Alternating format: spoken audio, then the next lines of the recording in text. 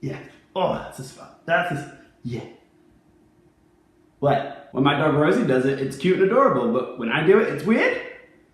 Double standards. Hey up guys! So today's film I'm going to be reviewing is The Secret Life of Pets 2, which is once again directed by Chris Raniero, and he's co-directing with Jonathan Duvall, who's replacing Yarrow Chaney from the first Pets movie. I didn't mind the first Pets movie. I'm a sucker for adorable animals, even if they're computer animated. That's mainly the reason why I managed to find some joy watching the first Secret Life of Pets film.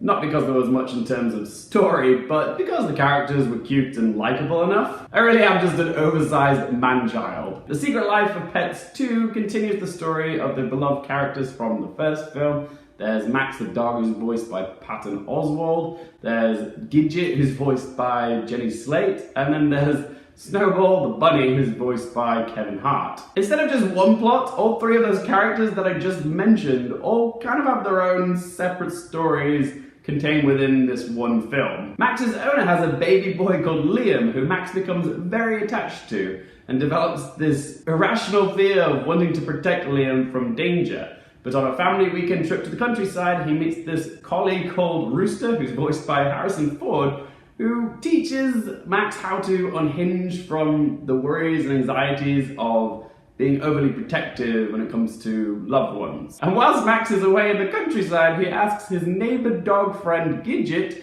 to look after his favourite toy, because that's the best idea the writers could come up with to keep Gidget involved in the film. She accidentally loses this toy inside this old lady's house, which is overrun by cats. And if you guys have seen the trailer for this movie, then you've pretty much seen the entirety of Gidget's subplot. She gets cat training lessons, if you will, from her neighbour cat friend called Chloe, who's voiced by Lake Bell. She teaches her how to be prideful and snobbish and just very cat-like in order for Gidget to infiltrate this cat flat and get Max's toy back. And the third and final part of this movie involves Snowball the bunny taking on a superhero persona. Why? Because superheroes are in fashion, guys. Come on, get with it. And anyway, there's a local dog called Daisy, who's voiced by Tiffany Haddish, who recruits Captain Snowball, as he likes to be called when he's got his bunny mask on, to help her to free this baby tiger cub from the clutches of this very sinister-looking circus master. I didn't hate watching this film, but to me, this doesn't feel like a fully realized film. It feels like the writers were trying to find a way to get all the beloved characters back into this film, but they couldn't find one idea that encompassed them all, so they had to go with three separate ones. And because there's three different stories and a lack of cohesion between the three narratives, the result is that it feels a bit sloppy. It's like three Saturday morning cartoons were all glued together in order to make a film. I actually think that if the writers had poured more focus into telling one of these narratives in more depth, then it would have worked better. Max's storyline about learning to let your kids be kids and not coddle them so much has something to say. There's a message there for parents, in a similar vein to Finding Nemo. That by itself would have been a more engaging film. But this film lacks focus. It just wants to get all the characters into it somehow, and the end result is that it's a bit all over the place. And sadly, the stuff I laughed at most in this film was the stuff that we saw in the trailer, where Chloe is teaching the dog Gidget how to be a stuck-up cat. Cats are very prideful and snobby creatures, and watching this eccentric dog try to be more demure was quite amusing. I also like it when the film points out cat and dogisms. Like, you've probably seen that footage of the cat just playing with that spring door stopper, and this film does that as well. That did make me laugh. But a lot of this film, I couldn't help but feel like I'd kind of seen it before. Like, you know, the Puss in Boots bit from Shrek 2 with the eyes?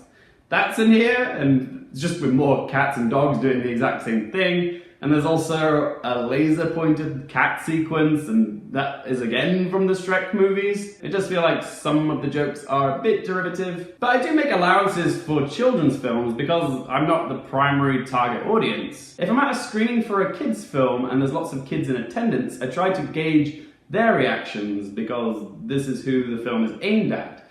And to be honest, there wasn't that much laughter watching this. They seemed entertained enough, but I wouldn't say the reactions in the room were indicative of children loving this film. It was just fine. So, time to ask the 3 questions. Firstly, will I watch this again? Not unless my nieces Poppy and Lola ask me to watch it with them, but personally, no, I don't have a desire to watch this again. Question number 2, would I recommend it for you guys? I'm gonna say yes if you're a parent and you're looking for something to entertain your children. I'm sure kids will enjoy it for the cuddly creatures and the adventures they have. And parents, I mean, it's not like on the same level as Pixar, but it's watchable enough. As for everybody else who isn't a parent but is just curious about it, I would say you're probably going to be a bit underwhelmed with this, and I wouldn't recommend it for you to see at a cinema. I'd say wait for it to come on a streaming service or on the telly. And third question, what score am I going to give it out of 10? It's watchable enough, but very forgettable, so I'm going to give The Secret Life of Pets 2 a score of 4 out of 10. There we go, guys. That is my review of The Secret Life of Pets 2. But as always, this is just one bloke's opinion. I would love to hear from you guys. Are you guys going to take your kids to go see this film? Have you seen it? What did you think of it? What do you think? Be sure to let me know in that comment section down below. If you guys are new to my channel and you want to help me out, please don't forget to click subscribe. And if you guys want to follow us on Twitter or Instagram, you can find all that information in that video description down below. Thank you guys so much for watching. For more things related to movies, TV, and popcorn culture, I'm Luke Airfield, and I'll see you next time.